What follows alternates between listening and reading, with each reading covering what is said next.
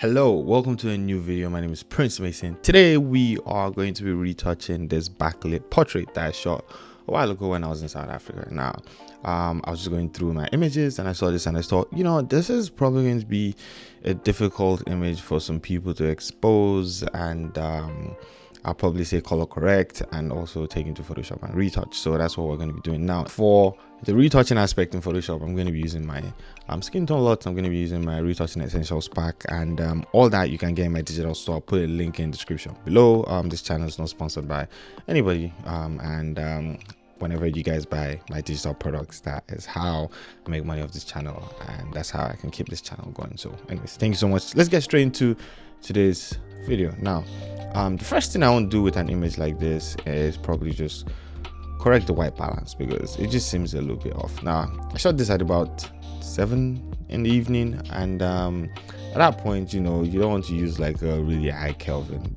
so I know this was about 5,300.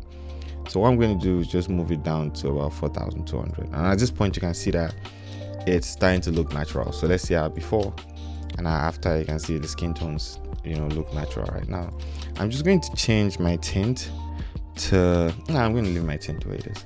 Okay, great. Now next thing I'll do is come to my levels and add some contrast to this image.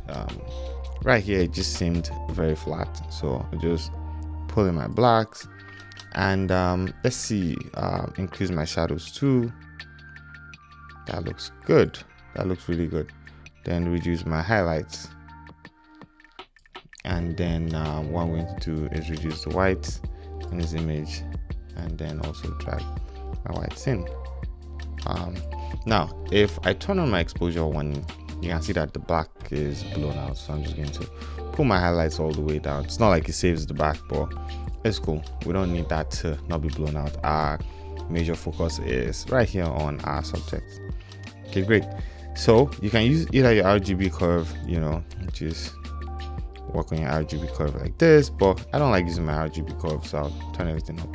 I just use my Luma curve, just expose that from here just a little bit, still add some contrast to the image, and maybe add some whites to the image. Now overall you can see our image is looking way better than before. So this is our before, and this is where we're at right now. So let's see what that image looks like. I'll zoom in. So this is our before, and this right here is our after. Looks good. Looks good. So some contrast, and so I drop my whites somewhere around here. Looks really decent. One other thing that I like doing is I just like straightening out my image. So I'll just pick the freehand tool and just a little bit, nothing too much. Okay, that looks a little bit better than before. Okay, great. So what we're going to do right now is take this image into Photoshop, edit with Photoshop. Okay, great. So now we have our image in Photoshop, and what I'm going to do is just run my basic frequency separation action. Come here close to our face. Let's see what radius are we going to use.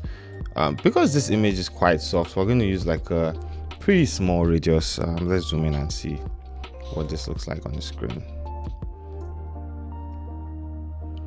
Let's zoom in and see. Can I drag it down? Okay, great. So we're going to use a pretty small radius, so maybe something around 3 point something will work for an image like this, and click OK.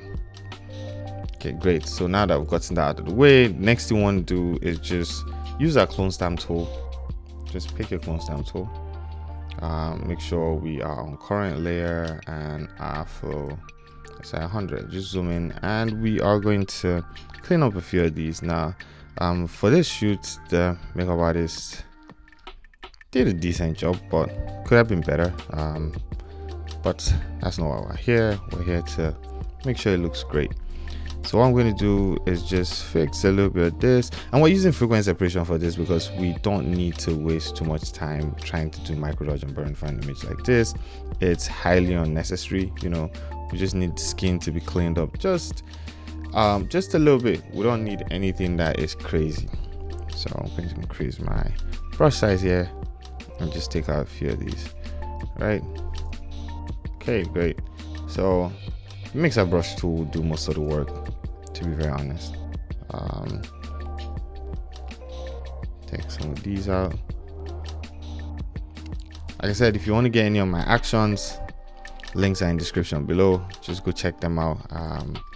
I'm definitely updating my actions pack really soon, so if you get it now, then when it's updated, you get an email and you can get the updated version. You can download the updated version. So definitely check that out. Okay, great. Just going to take some of these out. We are just using our basic frequency separation here, nothing too crazy. So sometimes what I like doing is, turn off my high layer and also put on my invert check layer.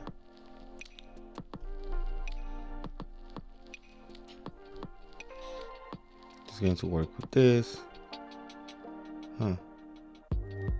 Just work with this somewhere around here. And at this point, where I can just see, I can't see any textures, I can't see any colors. I can just see lights and shadows. And then I'll pick my mixer brush tool and use the settings up here. And what I'm going to do is just work with this image. Okay. Just work with this image.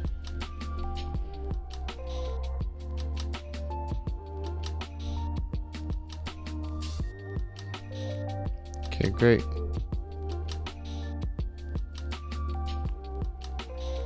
Now, I'm not saying you should retouch the whole image like this. What I'm just doing is just blending in the shadows and the highlights to see how that looks, and I'll see how that looks when I'm done.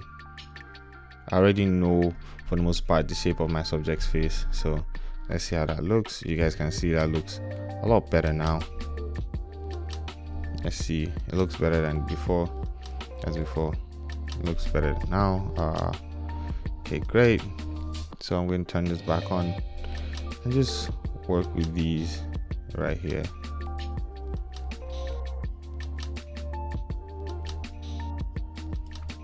So what I'm just doing right now is just blending my highlights and shadows together without actually worrying about the colors too much right now at this moment.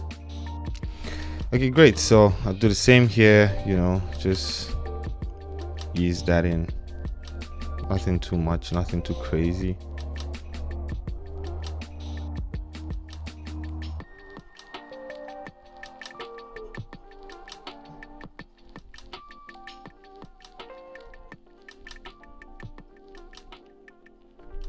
The good thing about using technique is you can always just reduce the power of your frequency separation. You can just drop the opacity of your layers and you'll be good if for some reason it's too much. Okay, great. So I'm just going to turn off my invert check layer, see what that looks like. That looks decent. You can see this part of the hands, close to the armpit. We haven't fixed that, so we're just going to fix some of that.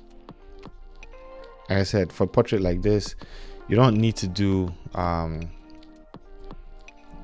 micro dodge and burn and all that. Global dodge and burn is definitely welcome for an image like this. Okay, great. The legs here, same thing around the legs here, just smoothing those out.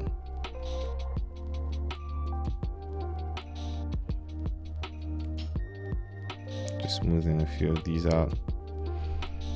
Okay, good. I think we have a decent image. Just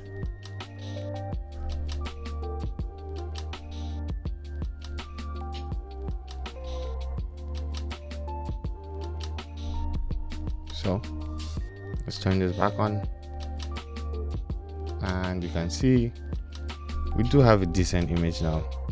Now obviously I don't like how this part of her face looks, and that's something that on a normal day I'll probably fix with dodge and burn, but it has nothing to do with the image. It's just how she made her mouth when we're taking the picture, so we're just going to leave it that way. Didn't get the neck, so just fix some of those. The hands, fix some of these again.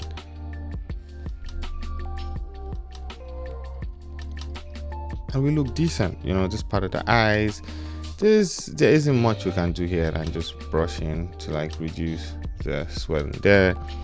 pick our clone stamp tool again and just fix some of these that right here. Not much you can do in situations like this. Just fix some of these here. Fix some of these here too. I mean, nobody's zooming in at this point to look at an image like that. Okay, great. So let's see before and this after. You guys can see that we've done a pretty decent job. Before, after, before, after. We've done a pretty decent job fixing this up. If for some reason you feel like it's too much, you can always just drop your opacity a little bit, you know, to a place that you are comfortable with, right? And if you feel like it's not too much, you can leave your opacity the way you want. I think the face is just a little bit too much, so I'm going to drop my opacity to about 85, and that looks decent. So what I'm going to do right now is go back to my actions and run my global dodge and burn. Pick my brush, soft brush, take my flow all the way to about 34%. That works. Then reduce the size of my brush. So sometimes what I like to do is turn off my base layer, but in this case it's not really doing anything. But we all know how I want to dodge this image, so make sure that our foreground color is white, and we'll just fix some of these places around her face. So what we're trying to do is just add some contrast to this image, right? Nothing too much. We don't want it to stand out too much because obviously the light's not coming from the back. Sorry, I mean from her front. It's coming from the back for the most part. So you don't want to mess the look up, right? Then pick the burn. I don't know how this looks till I'm done. So get some of these in here going. The hands here. Right here. You guys can see I'm not doing too much with the dodge or the burn, just a little bit. The legs here, then maybe dodge this too,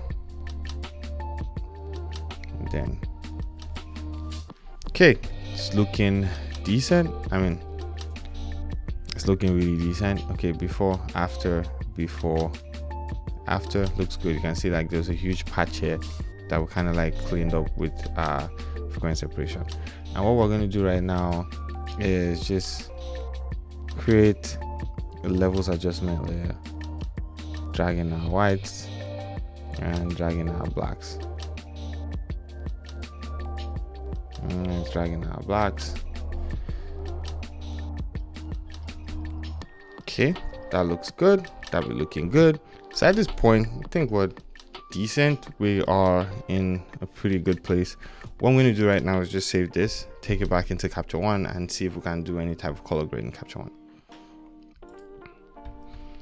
Okay, great. So now we are in Capture One, and we have our before here. Let's go back. This is how it looked at the beginning, and this is where we're at right now. So this is what this looks like at the beginning, and this is where we're at right now. As you can see, we've made like major progress, right?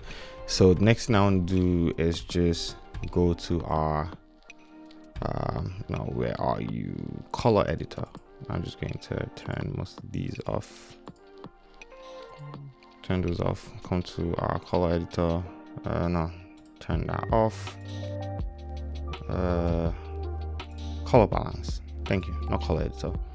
And we have a 3-way color corrector here. We can just mess around with things to see how they look. Shadows. So since I just through this, our shadows, make our shadows warm, make our highlights just a tad bit cooler, you know. Midtones, we're going to make our midtones warm or cooler. It just depends on what we're going for. Keep our midtones where they are. Basically, our highlights,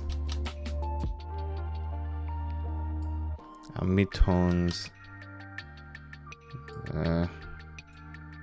and then our shadows. Looks this way. Got that nice Fujifilmic look to it. Okay. let's just go into our curves, our Luma curves, and see what we can do with our Luma curves. Just, I think, make it brighter. That's one thing I don't always do in my images, but let's just do it this time. Just make our shadows brighter, highlights, everything.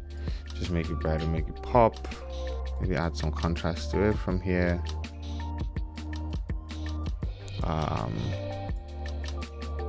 No, just leave it the way it is. Okay, great. So let's see our before and our after.